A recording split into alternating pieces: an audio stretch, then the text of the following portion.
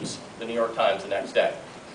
This is a seismic shift in how we consume information. And if you embrace that and understand that what happens on the blogs right now, and if you're monitoring that space, you can stop it from appearing on the nightly news. You can stop it from being in the papers the next day.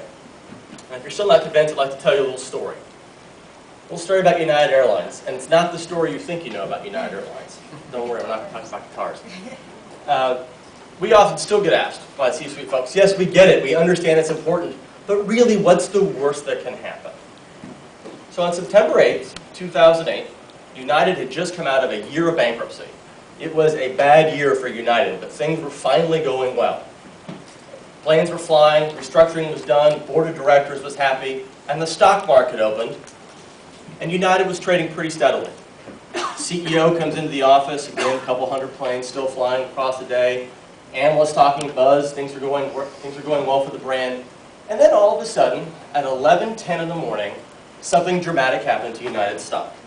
It dropped 90% in about 2 minutes. It was yanked from trading while the market tried to figure out what the hell was going on with United Airlines. Anybody know what was going on? That morning at 5 o'clock in the morning, the St. Petersburg Post-Gazette in Florida was refreshing its website and archiving stories. And they archived a story about United going in for bankruptcy. They forgot one important fact. They didn't date the story. Intrepid bloggers in New York, financial Wall Street analyst bloggers, had Google News alerts set for bankruptcy. This populated the Google News alerts. You had a Wall Street blogger who thought he had an exclusive. Nobody was covering this. So he ran with it. United filing for bankruptcy again. The stock plummets, it's yanked from trading. This wasn't CNN that did this. This wasn't a Wall Street analyst. This was a blogger picking up a Google News alert from a refresh story that caused one of America's most known brands to lose billions of dollars in 2 minutes. Okay? Pain. This is how you sell to the C-suite. They understand this. That's a number they get. 90% loss in 2 minutes. So they addressed it. United figured out what was going on. The analysts all came on board. They explained that this was just a mistake. So the stock reopened. And trading continued for the rest of the day. But look where the stock closed for the day. Waiting. Closed down 10%. Many people say it's because everyone was reminded of this painful episode in United's history.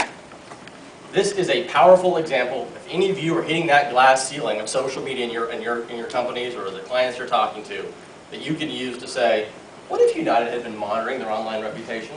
What if they had seen this story and caught the blog and immediately engaged before their brand took a 90% hit and then closed 10% down for the day? It's a billion-dollar brand. They weren't paying attention to their online reputation. Why did this happen? This is a fascinating poll that came out. I'm not sure if you've seen this from Zogby this year. More people trust information they find on the internet than from television and newspapers combined. This is the first time that this shift has happened in public perceptions. For the last couple of years, traditional media have clinged to the adage, yes, but we're trusted. People trust us. That's why we can still print newspapers that nobody buys. They're no longer the most trusted source. People are more likely to trust what they read and see online because they believe the community is policing the accuracy. What's been the outcome of this?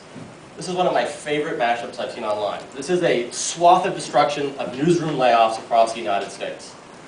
Traditional journalists do not have jobs anymore because no one's buying their newspaper.